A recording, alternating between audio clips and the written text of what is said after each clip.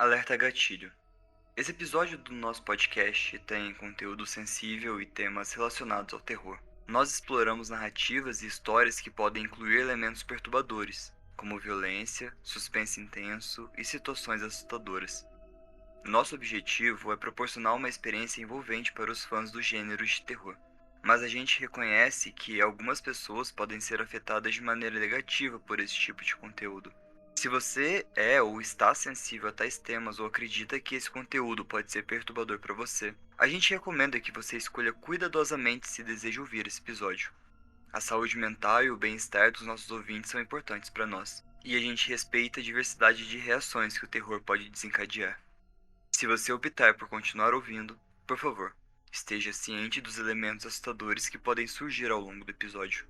Lembre-se de que é válido interromper a audição se você começar a se sentir desconfortável. Agora, prepare-se para mergulhar em um mundo de suspense e mistério, enquanto a gente explora os horrores que esse episódio tem para oferecer. Seja bem-vindo ao Terror na Esquina.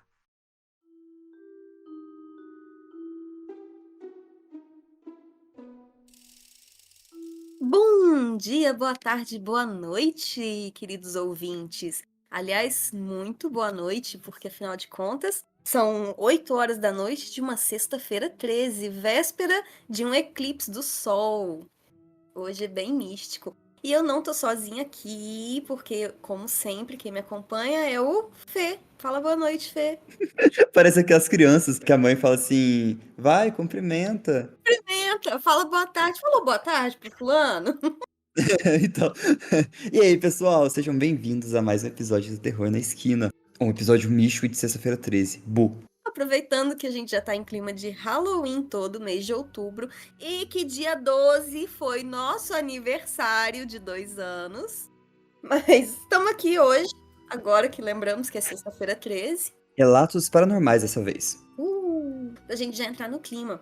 Então, os avisos de sempre, cuidado, tem temas sensíveis. Eu não tenho como falar quais são os temas sensíveis porque eu ainda não li. O Said, quando ele escuta e tem conteúdo acessível, ele faz o aviso gatilho antes do relato. Então pode ficar despreocupado, quando tiver ele vai fazer. Eu tô preocupada mesmo com o pessoal que tá aqui ao vivo ouvindo a gente. Nossa, é verdade. Perdão. Relevem, gente. Acho que é a nossa primeira live, assim, aberta pra geralzão. Eu tô nervoso.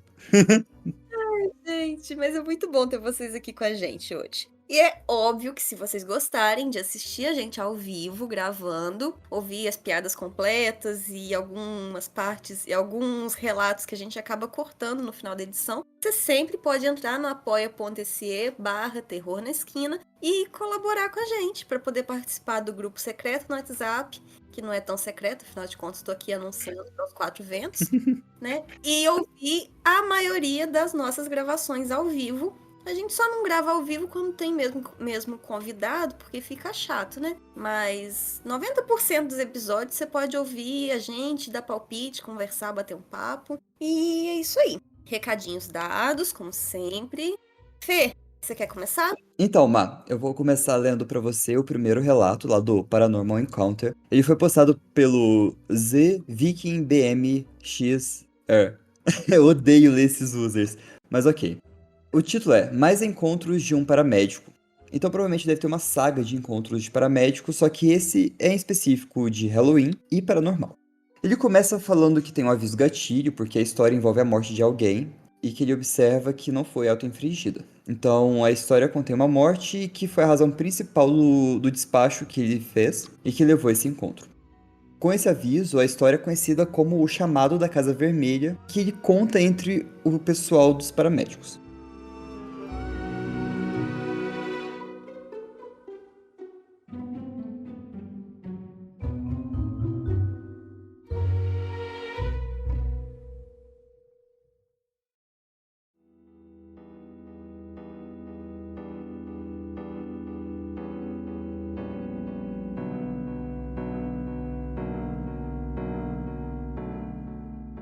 Essa história se passa cerca de 2 anos atrás. Em nosso turno, a proporção é de 48,96. Já era tarde, cerca da 16ª hora do turno, e nada tinha acontecido. A gente é uma ambulância de emergência 911. Ambos, meu parceiro e eu, somos paramédicos e temos o aprendiz de técnico de emergências médicas. O rádio tocou e fomos chamados para atender uma chamada de emergência de uma mulher inconsciente. Enquanto a gente dirigia até lá, nada aconteceu. Tipo o tráfego de sexta-feira à noite em outubro. Quando chegamos lá, a polícia estava presente e nos deu informações. Uma jovem saiu para beber em uma festa de Halloween. Voltou para casa, ficou trancada do lado de fora, quebrou a janela para entrar e acabou cortando quase todas as veias e uma artéria do braço, até a braquial, para conseguir entrar, e sangrou até a morte na sala de estar após entrar em pânico. Entramos na casa e imediatamente um cheiro metálico atingiu todos nós. Tinha uma tristeza avassaladora pairando sobre toda a casa, desde o ponto de entrada, que era uma porta com múltiplos painéis de vidro e madeira, até as escadas e banheiros. Tinha rastro de sangue até o ponto onde ela desmaiou. A mãe e o pai disseram que ela nunca faria algo assim intencionalmente. Então tivemos que fazer a devida diligência. Começamos a fazer um ECG e obter sinais vitais para podermos fazer o diagnóstico. Enquanto estava medindo a pressão sanguínea, eu juro que eu vi como se ela estivesse chorando. Se você já mediu a pressão sanguínea, sabe que qualquer som e movimento pode ser transmitido pelo corpo. Mas quando eu olhei, ela não estava nem se mexendo. Seus olhos estavam meio abertos, pálida e com aparência desidratada. E eu jurei que eu estava escutando um choro. Na época eu não sabia, mas os três de nós estávamos vivenciando coisas paranormais diferentes. Eu pensei que o choro poderia ser um som que vinha de longe. Talvez sua família, mas eles estavam fora, sendo consolados longe da casa e não podia ouvir. Nesse momento eu percebi que o aprendiz estava ficando cada vez mais desconfortável na casa. Eu perguntei a ele o que estava acontecendo, pois ele parecia tenso. Esse aprendiz era durão. Ele já tinha visto o acidente onde ninguém sobreviveu e nem se abalou. Mas naquele momento eu não sabia o que tinha acontecido. Após algum tempo, ele nos contou que, no mesmo momento em que eu ouvi o choro, ele olhou para o espelho que estava no final do corredor e viu a paciente parada lá, chorando por literalmente um segundo. E quando olhou de novo, não tinha nada no espelho, exceto a imagem dele mesmo olhando de volta para ele. Ele disse que sentiu o lugar gelar aleatoriamente enquanto estava observando e disse que era quase como se alguém estivesse tocando suas costas, pernas e panturrilhas. Meu colega paramédico então compartilhou que, enquanto lidávamos com as próprias experiências, ele continuava vendo sombras no canto dos olhos e ouviu sussurros, com uma única palavra distinguível, sendo "me ajude". Ele jurou que viu o braço da paciente se mover como se estivesse se estendendo para ele enquanto ele aplicava os eletrodos do ECG nela. Embora pareça muito para alguém sem sinais vitais para fazer um diagnóstico em nossa área, o nosso diretor médico estabeleceu em nossas políticas que era necessário fazer um diagnóstico com base em sinais vitais que não mostrassem sinais de vida, e é por isso que tínhamos que ir até o fim. No entanto, ele não conseguia se livrar da sensação de que algo estava errado, e quando conseguimos o que era necessário e fizemos o diagnóstico para que o legista pudesse assumir, saímos de cena e dirigimos de volta para a base. De volta à base, nenhum de nós sentia a vontade de dormir, conversar, mas todos concordamos que não queríamos ficar sozinhos. Ficamos juntos naquela sala, lendo, estudando ou assistindo TV. E eu finalmente quebrei o silêncio constrangedor ao mencionar o que aconteceu comigo quando eu tirei a pressão arterial dela, e como isso me assustou. Não no sentido de que eu fiquei traumatizado, mas no sentido que me assustou e me pegou de surpresa. Um por um, começamos a falar sobre os eventos estranhos e como eles nos deixaram inquietos, mas compartilhar uns com os outros nos trouxe algum conforto.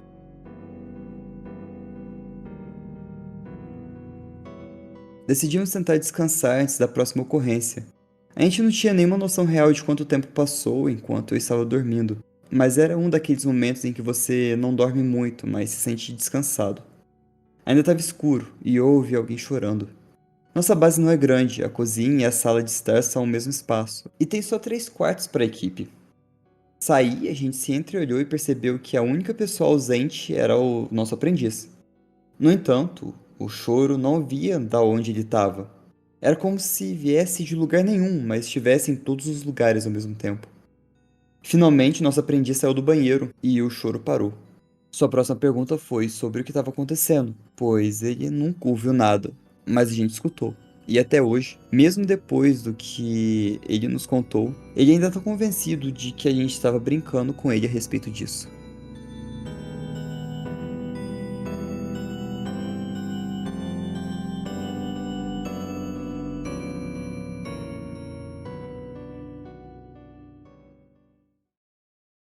Eu não sei, você como enfermeira, será que quando você estiver trabalhando num hospital e você precisar lidar com pacientes que faleceram, será que você vai ter esse tipo de experiência paranormal?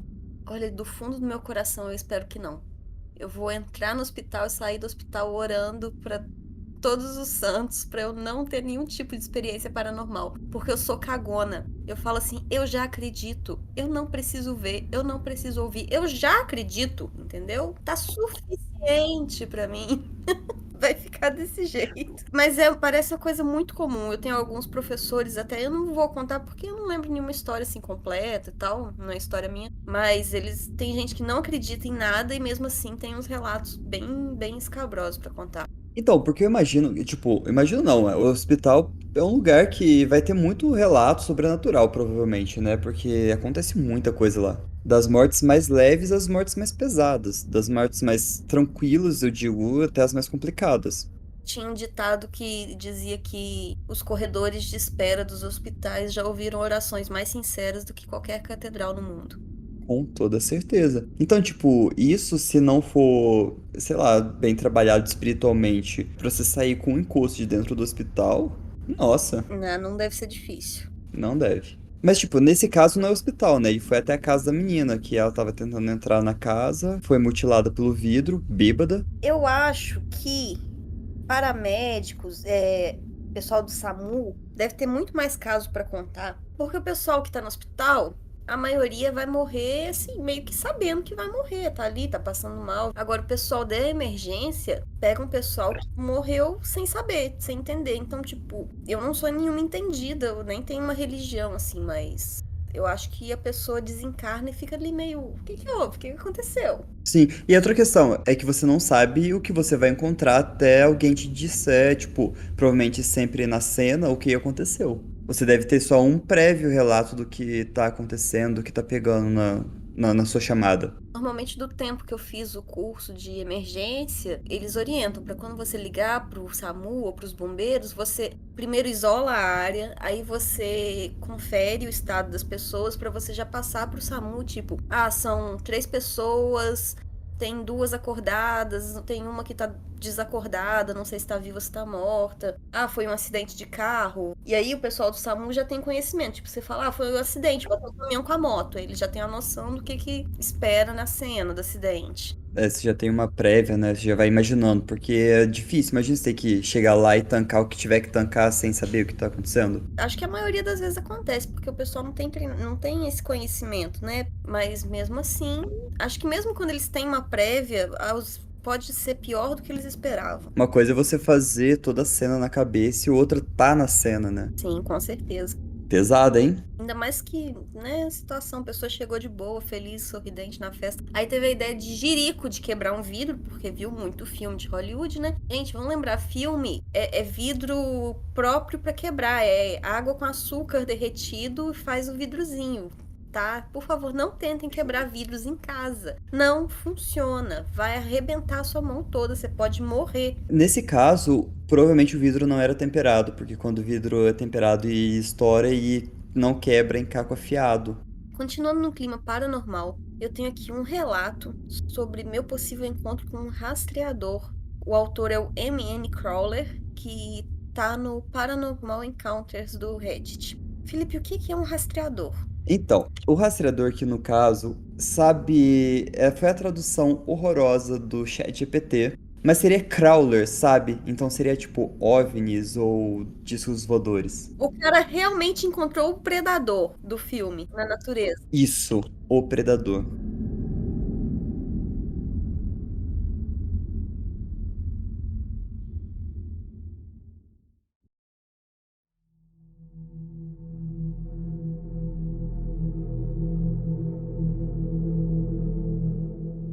Em 2017, eu costumava morar com minha tia em Minnesota. E enquanto eu morava com ela, eu trabalhava na Walgreens local, que ficava a cerca de 35, 40 minutos de bicicleta da casa da minha tia. Esse evento que eu vou relatar ocorreu em outubro e foi muito surpreendente. Uma noite, eu estava trabalhando no turno de fechamento, mas não saímos nem fechamos a loja até cerca de 40 minutos depois do horário devido, por causa da grande quantidade de trabalho a ser feito. Eu usava a bicicleta para ir e voltar do trabalho. E como alguém que acredita 100% em coisas paranormais, andar de bicicleta para casa à noite sempre me dava calafrios, porque minha mente costumava imaginar coisas. A rota que eu escolhia para voltar para casa era um tanto isolada. Eu tinha que passar por um parque e por muitas áreas arborizadas, onde a iluminação era mínima, já que não havia muitos postes de luz ou casas na maior parte do caminho. Eu havia acabado de chegar à área do parque onde a natureza era mais presente. Eu estava no telefone com uma ex-namorada, que na época era minha namorada, como forma de aliviar os nervos no caminho de volta. Dei uma rápida olhada no meu telefone quando ouvi um som estranho e estridente, o que me fez olhar para cima. Para o meu horror, havia uma criatura humanoide grande, alta e extremamente frágil à minha frente. Ela parecia muito pálida, quase como se estivesse doente. Antes que eu pudesse realmente ver a criatura com clareza, ela se agachou nas 4 patas e saltou para dentro das árvores. Quando eu vi isso, entrei em pânico e comecei a pedalar o mais rápido que conseguia. No entanto, ainda podia ouvir a criatura me perseguindo, mas permanecendo oculta na floresta. Eu podia ouvir galhos constantemente quebrando, folhas fazendo barulho. Essa coisa estava me perseguindo. Cheguei a cerca de metade do caminho, a um ponto onde a natureza deixava de ser árvores e bosques e se abria em colinas suaves, apenas gramas e muitas colinas. Assim que cheguei a esse ponto, ouvi a coisa parar de me seguir e tudo ficou em silêncio. Foi quando notei um cheiro muito peculiar, de torta de mirtilo, o que realmente me deixou perplexo, já que não havia casas, restaurantes ou prédios de nenhum tipo por ali. Parecia que o aroma de torta de mirtilo recém-assada, aliás, minha favorita, vinha das colinas distantes, como se essa criatura estivesse de alguma forma criando o aroma para me afastar da calçada e levar em direção a ela. Continuei pedalando e eventualmente cheguei às casas da cidade e finalmente em segurança em casa, onde sim, joguei minha bicicleta na garagem e corri para dentro. Subi para o meu quarto como uma criança assustada, liguei a luz e a TV. Mas a história não acaba aqui. Alguns dias depois, no Dia das Bruxas, quando eu estava começando a esquecer a criatura que tinha visto, passei o dia distribuindo doces para minha tia e assistindo TV e YouTube até a hora de ir para o meu quarto. Logo após entrar no meu quarto, ouvi novamente aquele estranho som agudo e, por algum motivo, decidi olhar pela janela.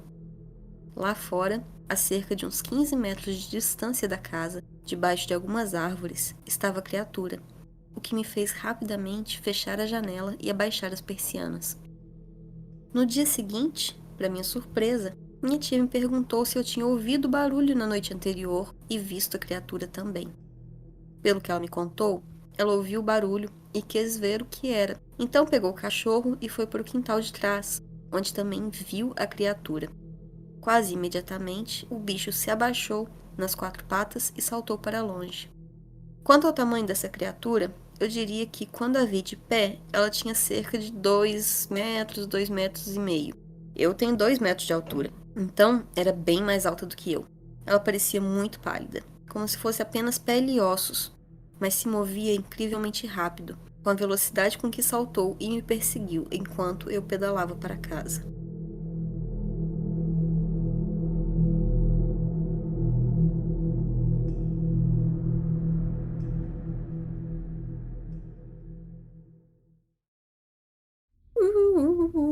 Que medo! Detesto criatura na floresta.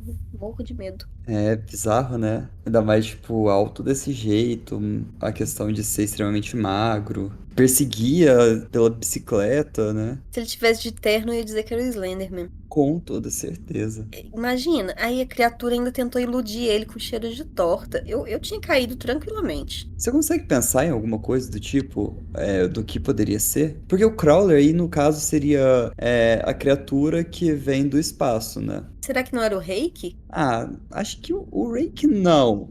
Talvez o Goatman. Pode ser. Talvez. Porque, tipo, entra naquela questão. O Rake, o Slenderman e até mesmo o Goatman, eles são creepypastas. É diferente, sei lá, de um pé grande e de um chupacabra, sabe? É verdade, mas por que que o chupacabra ia estar no meio da floresta onde não tem cabra, né? Tem relatos de chupacabra atacando pessoas? Não, só gado. É, tipo, já ouvi de galinha, né? Sim, sim, galinha, gato, essas coisas.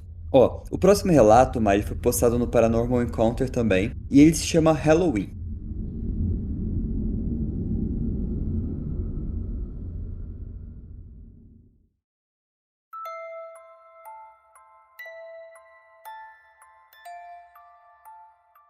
Eu tive uma experiência com o paranormal a vida toda. Sombras, aparições, vozes desencarnadas, tudo isso era comum pra mim.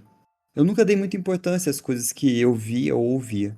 Pra mim eram curiosidades sobre mim e histórias assustadoras que eu poderia contar em festas de pijama. Até o outono de 2009. Eu tinha 15 anos e eu fui convidado para minha primeira e única festa de Halloween. Minha amiga me convidou, junto com outras 6 meninas e a irmã mais nova dela convidou algumas amigas também. Tivemos uma saída para pedir doces bastante tranquilo. Encontramos alguns meninos da escola enquanto estávamos fora, mas não foi muito emocionante. Quando voltamos para casa, as meninas mais velhas foram para o quarto da amiga, e as mais novas foram para o quarto da irmã dela para trocar de roupa e dividir os doces. Nos reunimos do lado de fora. As meninas mais novas estavam no balanço que a minha amiga tinha no quintal, enquanto as mais velhas estavam mais perto da varanda conversando. Eu comecei a sentir frio e me senti inquieta, estando lá fora no escuro. Então decidi entrar com outra garota. Mal tínhamos entrado quando ouvimos um grito alto e uma das meninas mais novas veio correndo, empurrando a gente. A irmã da minha amiga veio correndo atrás e o resto das meninas chegou rapidamente. Fomos até o quarto da minha amiga e esperamos para descobrir o que fazer em seguida. Minha amiga foi chamada para conversar com a garota e pouco depois ela veio correndo lá de cima, frenética. Ela me disse que precisava acompanhá-la e praticamente me arrastou para fora do quarto. Chegamos ao topo da escada e ela explicou que, devido ao meu histórico com bruxaria e com paranormal, e ao fato adicional de eu ser a pessoa mais velha ali, eu seria a melhor para ajudar essa garota. Fui levado para o quarto e deixado sozinho com ela. Ela estava sentada no chão, com os joelhos no queixo, soluçando nos braços. Eu me sentei em frente a ela e eu toquei levemente no seu braço. Ela olhou para cima e ficou aliviada ao me ver. Perguntei a ela para explicar o que tinha acontecido. Ela explicou que estava no balanço olhando para a floresta, e enquanto balançava começou a se sentir estranhamente desconfortável. Ela pulou do balanço e ficou na beira da floresta. A irmã mais nova estava do lado dela e perguntou se ela estava bem, mas só ficou em silêncio. Ela ouviu um rosnado baixo e perguntou à irmã se ela também tinha ouvido, mas ela não tinha escutado. Ela decidiu dar uma olhada mais perto e viu 2 olhos vermelhos brilhantes olhando para ela, seguidos por um rosnado mais alto. Foi nesse momento que ela gritou e saiu correndo. Eu disse a ela que eu também tinha sentido a mesma sensação de desconforto perto da floresta, e por isso eu tinha entrado. Expliquei o que eu poderia fazer e disse a ela que ficaria tudo bem. Decidimos que a melhor coisa seria chamar a avó dela para buscá-la. Enquanto ela esperava sozinha, o restante das meninas e eu decidimos assistir o filme A Mosca. Senti que algo estava errado e disse à garota ao meu lado que eu ia verificar a garota que estava esperando. Quando eu entrei na sala, ela estava sentada embaixo da janela, que dava para o jardim da frente, com a cabeça apoiada nos braços. Eu perguntei se ela estava bem, e ela disse que tinha visto uma figura na rua enquanto esperava pela avó. A figura tinha os mesmos olhos vermelhos da floresta. Eu olhei pela janela, mas eu só vi um carro chegando, mas não tinha nenhuma figura. O pai da minha amiga a acompanhou até a avó e pediu desculpas. Voltei para o filme me sentindo um pouco melhor.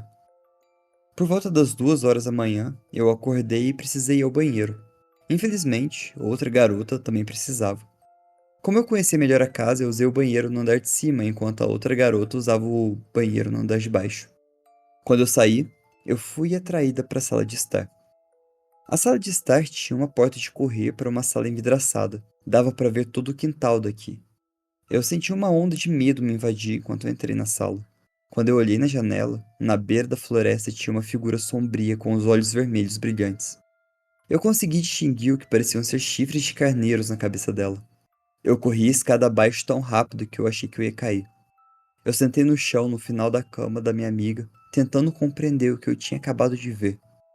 Eu dormi sentada, e de manhã decidimos que não falaríamos mais sobre a garota mais jovem e o que tinha acontecido. Eu não consegui tirar a imagem da figura da minha cabeça. Decidimos então ir até a floresta para ver se a gente podia ver alguma coisa. Eu não queria ir, então eu fiquei pra trás com outra garota. Essa garota era uma amiga da família com quem eu tinha crescido. Decidi contar a ela o que tinha acontecido e concordamos em falar com a garota na escola na semana seguinte. Nas semanas seguintes à festa, eu fiquei próxima da garota e tentamos encontrar uma explicação para o que a gente tinha visto ou descobrir o que a gente tinha visto. Desistimos de tentar entender o que era. Então, enquanto procurávamos respostas um dia na biblioteca local, a gente estava na área mais afastada de todos e conversando sobre tudo isso. E enquanto a gente conversava, um dos meninos que tinha visto na noite de Halloween passou por ali. Ele pediu desculpas por ter escutado, mas ele tinha visto a mesma coisa na mesma noite. Sentamos e conversamos sobre isso, e determinamos que a garota tinha visto a figura completa às 22 horas. Ele viu meia-noite, e eu vi às 2 horas da manhã. Parecia que a figura se mostrava a nós no intervalo de 2 horas. A gente começou com a mais jovem, a do meio e depois a mais velha. Todos nós vimos a figura periodicamente depois disso, mas quando deveríamos estar juntos, e mais tarde descobrimos que éramos todos irmãos em uma vida passada. Achamos que a figura foi a razão pela qual nossas vidas passadas terminaram tão cedo e que todos vimos aquela noite porque finalmente estávamos no mesmo lugar ao mesmo tempo. Eu tinha acabado de conhecer a garota naquela noite e o mesmo aconteceu com ele. O garoto e eu frequentamos a mesma classe por cerca de 2 anos antes de conhecer ela, mas nunca tínhamos interagido antes daquela noite. No ensino médio, eu perdi contato com o garoto após um grande desentendimento, e eu só falei com ele uma ou duas vezes desde então. Mas ainda converso com a garota de vez em quando. A gente continua próximos apesar de não conseguirmos mais nos ver. Pelo que eu sei, eles não veem a figura há anos, embora a imagem ainda me assombre às vezes e eu veja em meus pesadelos. Eu não vejo pessoalmente desde o ensino médio, depois de ter brigado com o garoto. Sempre me perguntei o que era aquilo que a gente via e a razão real de termos visto naquela noite. Desde que eu vi, minha capacidade de ver, sentir e ouvir entidades ficou mais forte, e eu tive mais encontros do que jamais tive antes. Eu não consigo deixar de me perguntar se essa entidade tem algo a ver com isso. Eu nunca contei ao garoto ou à garota isso.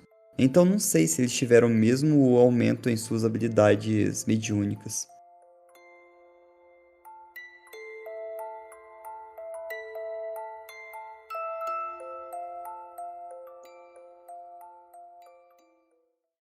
Eu acho que a coisa que eu tenho que comentar aqui é que como que todo mundo que tá na casa compartilhando o mesmo momento, tipo, de uma festinha, e tem uma menina que tá morrendo de medo e esperando a avó dela buscar, deixa ela sozinha e vão assistir um filme. Porra. Acho que o mais terrorizante dessa história é esses amigos babacas que deixaram ela sozinha.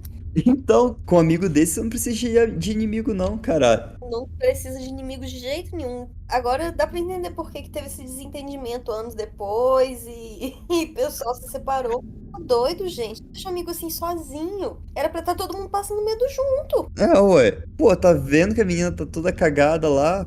Mas, Mar, o que que tu acha da história, hein, ao todo? Eu acho que o finalzinho me incomoda um pouco. História, né, de ai, nós éramos irmãos em vidas passadas. Sim, de tipo, tentar justificar muito o que viu. Sim, às vezes a gente até tenta mesmo justificar as coisas que a gente não entende, mas Então, tipo, ir até vidas passadas, irmãos de vidas passadas que morreram cedo. ficou muito aleatório, né? Mas é isso, o relato é assim mesmo, a gente Sim, se perde um pouco na hora de contar e não tô falando que a pessoa inventou que ela é médium e tal, mas só que eu não acho que cabia na história, mas a pessoa achou que cabia. Então, aproveitando que a gente já tá por aqui, vamos pro próximo relato? só bora. A luz da casa do homem que morreu acende e apaga. É do Boldaslov 101 no Paranormal Encounters. E ele, ou ela, ou ele conta o seguinte.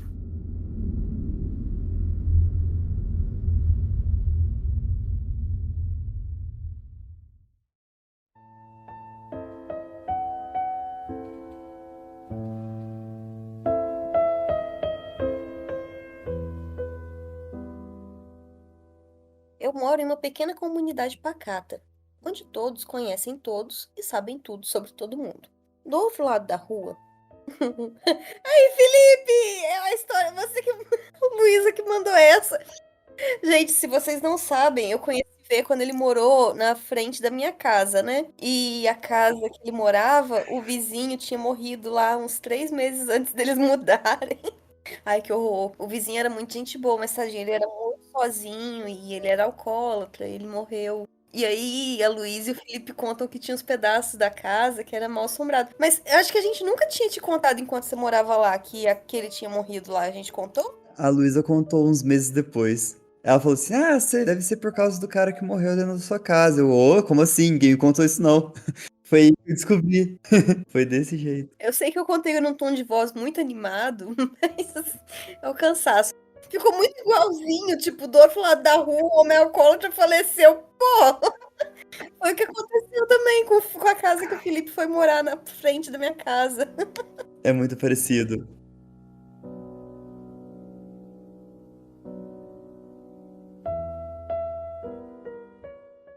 Do outro lado da rua, um homem alcoólatra faleceu há alguns meses em sua casa. Sua mãe é proprietária da casa e ainda não a alugou para ninguém.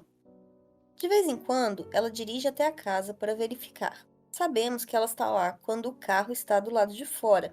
Ela nunca sai da casa com nada e não vimos nenhum caminhão de mudança ou coisa parecida. Portanto, é um fato bem conhecido que a casa está vazia desde que ele morreu. Ele não tem irmãos ou ninguém que ocuparia ou visitaria a casa além da mãe dele. Recentemente, tenho notado que a luz da sala acende e apaga em horários aleatórios, por exemplo, nas primeiras horas da manhã. Toda a nossa rua começou a falar sobre isso. É possível que a luz esteja com um timer, mas como eu mencionei, esses horários são aleatórios, tipo 5h21 ou coisa assim. Temos registrados os horários em que notamos a luz acendendo e apagando já faz um tempo, e não tem um padrão. Desde que o homem faleceu há algum tempo, duvido muito que ainda haja eletricidade na casa. Achei que esse Reddit seria o lugar perfeito para compartilhar essa história. Eu e meu amigo já passamos pela janela para ver se vemos alguém, mas não vimos ninguém. Isso está começando a nos assustar, a mim e a alguns vizinhos. Alguém tem alguma resposta ou hipótese relacionada? Edith. Fui informado de que, no Halloween, a luz estava acesa e algumas crianças bateram na porta para pedir doces, mas não houve resposta.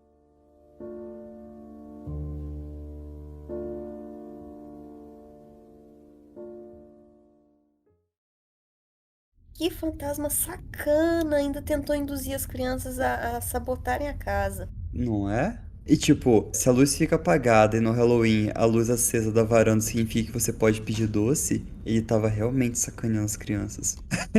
A minha cara, eu faria a mesma coisa se eu fosse assombrar algum lugar. Com certeza, é sua cara, Felipe. Eu faria a mesma coisa, eu ia ficar iludindo as pessoas. A Ellie comentou aqui no chat que o pior seria se as crianças batessem na porta e a porta abrisse. Imagina, a casa monstro. Aí sim seria assustador. A gente já contou um relato, acho que no primeiro ano do podcast, um relato de Halloween sobre uma criança que sumiu em 3 segundos que o pai olhou pro lado e a criança desapareceu dentro de uma casa vazia. Nossa, é verdade. Caraca, é verdade. Marina, você me desbloqueou uma memória ferrada agora. Eu tava ouvindo nossos especiais de Halloween. Nossa, caramba, você me desbloqueou. Mas bora abrir uma nova dinâmica de contar relatos aqui no podcast. Inédito, inédito. Qual a proposta? Horror em duas sentenças, ou Horror in Two Sentences, que é o nome do subreddit que o pessoal pode postar histórias curtas, só que elas são em duas sentenças. Ele começa com o título, Terror em 2 frases. não necessariamente só duas frases, mas tipo, ele monta um contexto e ele quebra esse contexto com uma outra história embaixo. Vamos fazer. Bora. Então, você começa e depois eu mando uma.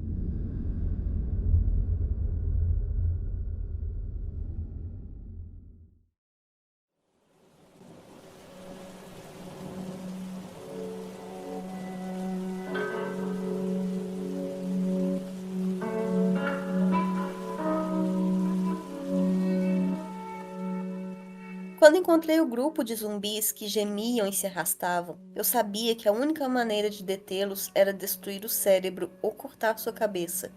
Como eu poderia saber que aquelas crianças estavam a caminho de uma festa fantasia? Cara, essa é. Eu adoro, eu passo horas lendo essas creepypastas curtinhas de 2, 3 frases. Acho o máximo. Nossa, essa é. Imagina. Ah, puta que pariu. Deixa eu lançar uma aqui. Esse esqueleto de Halloween é perfeito. Minha mãe elogiou a decoração, sem perceber que eu tremia silenciosamente de raiva. Morta ou não, a minha irmã sempre ia ser perfeita. Que ódio! Que medo! Cara, peraí, como é que a irmã dele tá morta ao ponto de ser um esqueleto e a mãe tá, tipo, de boa curtindo o Halloween? Então, é a menina perfeitinha sem defeitos. Adorei. Ai, ai.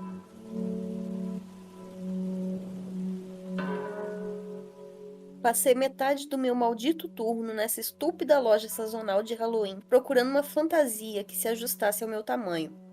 Infelizmente, eu sou um 2XLT masculino, e todo mundo que fez compras hoje era muito baixo ou muito magro. Ah, que ele tava tentando vestir a pele de alguém. Qual é o que fazia peças de mobiliário com pessoas? O Ed Gainer? É. Eu realmente amo tanto o Halloween. É a única época do ano em que eu posso usar gritos e esqueletos gravados pelas minhas vítimas e as pessoas pensam que é só um som ambiente. É por isso que eu morro de medo dessas casas de terror, de pá. Vai saber se aquela corpo morto ali não é uma pessoa de verdade. Toda embalsamada e conservada, sem cheirinho. Ah, dá medo agora. Como que eles conseguiram aqueles gritos, aquela trilha sonora? Uhum. Nossa, tá escalonando de um jeito, o Francisco falou. Realmente, eu tenho medo dessas coisas.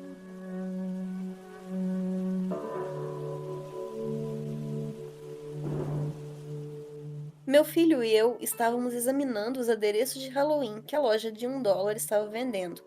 Então, notei a aliança de casamento da minha esposa, entre outros esqueletos estranhamente realistas. Essa também é puxadinha, hein? Eu acho que ficaria melhor assim, ó. Meu filho e eu estávamos examinando os adereços de Halloween que a loja de $1 estava vendendo. Até que notei a aliança de casamento da minha falecida esposa na mão de um dos esqueletos.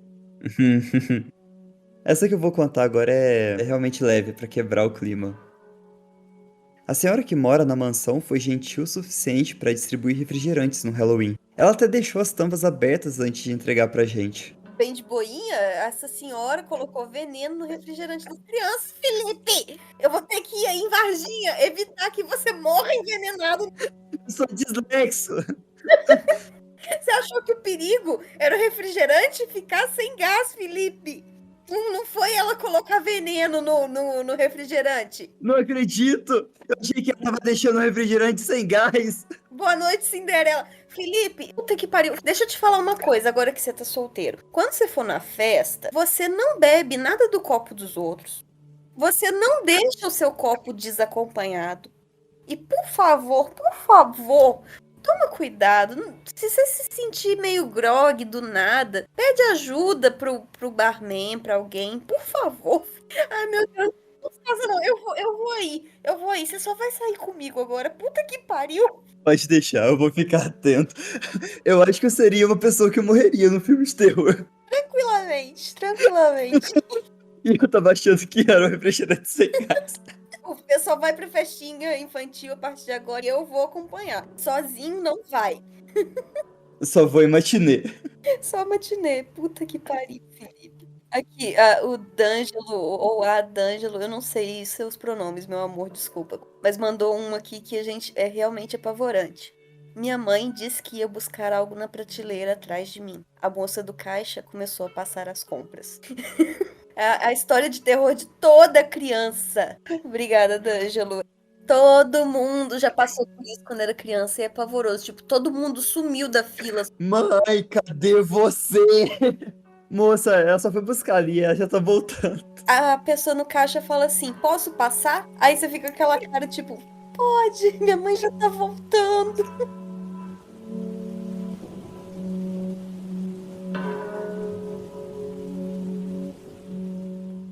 Os vizinhos do meu complexo de apartamentos têm uma decoração de Halloween na porta que grita quando detecta movimentos. Não sei o que é pior: que ela grite quando aparentemente não há ninguém por perto, ou que não grite quando eu passo.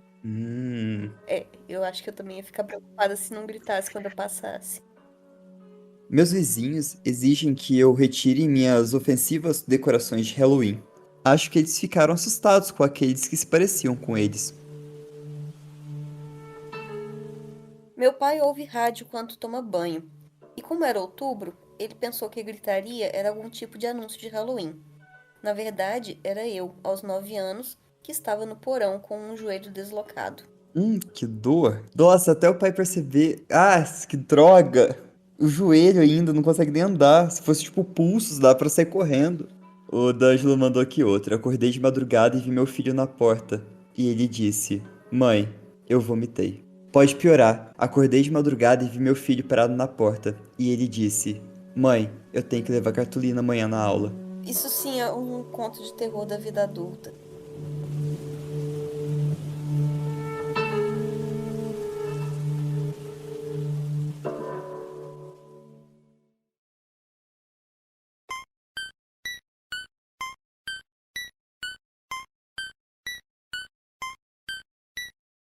Sensacional, sensacional. A gente pode repetir esses quadros, hein? Gostei. Eu espero que os ouvintes tenham gostado. Vou deixar uma enquete rolando pra saber se vocês curtiram o Horror em Duas Sentenças e se a gente deve continuar. Isso aí, pessoal. Volta lá pra gente saber as preferências de vocês. Muito bom essa gravação com os nossos ouvintes hoje. Adorei. Um belo presente sexta-feira 13. Foi bom, foi bom. Todo mundo aproveitou um cadinho, a gente se divertiu. Mas vamos ficando por aqui, que tá tarde e amanhã é cedo. Ditos de uma pessoa muito velha que trabalha cedo. Sim, e amanhã já tem cliente 8 horas da manhã. Eu já tô com preguiça antes de começar. Terror da vida adulta. Francisco lançou aqui que essa foi nossa festinha de 2 anos de Halloween. De Halloween. Aí, ó, tomei refrigerante, né? Que essa foi a nossa festinha de 2 anos de podcast. Um bom jeito de celebrar, né? Cara, passa muito rápido, né? Eu acho que agora merece o episódio de melhores momentos. Não. Não mesmo. Mas eu vou gravar aquele conto que eu tô prometendo desde que a gente começou. Porque agora que eu já contei Slave Dolls, eu vou ler o Entranhas. E aí eu encerro essa fase dos meus traumas. O pessoal clamou por mais episódios pesadão. Vamos assim, fazer um negócio tipo uma vez a cada vida. E aí A cada 25 episódios a gente lança um hiper pesadão estilo Deep Web. Carteiras humanas. tem que ser antes da minha consulta com psicóloga. Não dá pra ser muito longe da minha consulta, não. Não fica pesado. Então, pessoal, assina o nosso podcast lá no apoia.se/terror na esquina pra ajudar a gente a pagar nossos psicólogos e fazer episódios pesadões pra vocês. E lembre-se, cuidado nas esquinas. Tchau! Tchau!